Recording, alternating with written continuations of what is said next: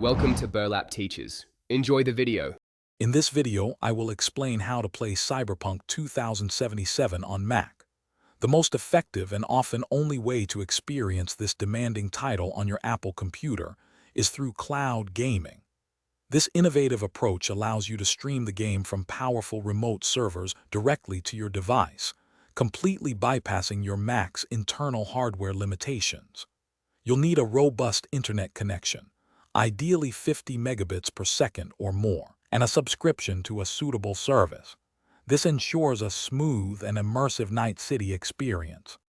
When choosing a cloud gaming service, GeForce now stands out as a prime candidate for Cyberpunk 2077. This service allows you to play games you already own on platforms like Steam or GOG. Before committing, always verify that the service is available in your geographical region to ensure a reliable connection. Different subscription tiers offer varying levels of graphical fidelity and session lengths, so pick one that suits your gaming habits and budget for the best experience. To get started, a robust internet connection is paramount.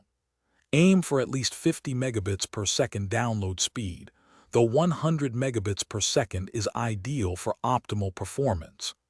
A wired Ethernet connection is strongly advised over Wi-Fi to minimize latency and packet loss, ensuring a smoother experience. You'll also need to download the specific cloud gaming client application to your Mac and have a compatible game controller or your keyboard and mouse ready.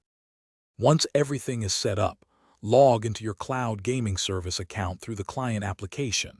Navigate to the game library and find Cyberpunk 2077. Select it to launch the game. You might need to log into your game store account, like Steam, within the cloud environment.